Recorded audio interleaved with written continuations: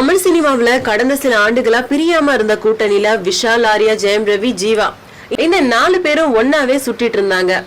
மாம மச்சான்னு அழைத்து கொண்ட இவங்க ஒற்றுமையா இருந்ததாலதான் நடிகர் சங்கத்துல சரத்குமார், ராதாரவி எதிர்த்து கேள்வி கேட்க முடிஞ்சது.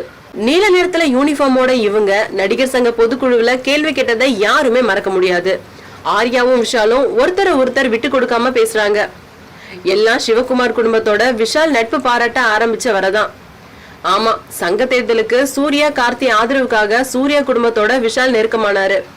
அதுக்கு பிறகு சிறிதா ஆர்யா, ஜெயம் ரவி, ஜீவா குரூப் விலக ஆரம்பிச்சது.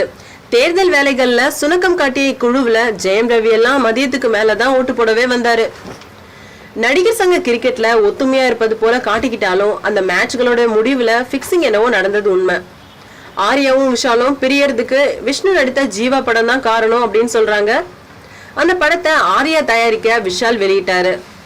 அதுல ஆரம்பிச்ச பண விவகாரம் தான் இது அப்படின்றாங்க. இப்போ நடிகர் சங்க கட்டட நிதிக்காக எடுக்கப்படுற படத்துல நடிக்க ஆரம்பத்திலே ஓகே சொல்லியிருந்த 3 பேருமே இப்போ விலகி விட்டதா சொல்றாங்க. இதனால விஷாலும் கார்த்தியும் மட்டுமே இணைஞ்சு நடிக்க இருக்காங்களாம். எல்லா இளம் ஹீரோக்களும் இணைஞ்சு நடிச்சா அந்த படத்துக்கான மார்க்கெட் வேற. 2 ஹீரோக்கள் மட்டும் இணைஞ்சு நடிச்சா அதுக்கான மார்க்கெட் வேல்யூ குறைஞ்சிடும். இதனால சூர்யாவும் ஒரு சின்ன வேடத்துல இணையறாரு அப்படின்னு சொல்லிட்டு வராங்க. இந்த பட முயற்சி எப்படி வருதுன்னு வெயிட் பண்ணி பார்ப்போம்.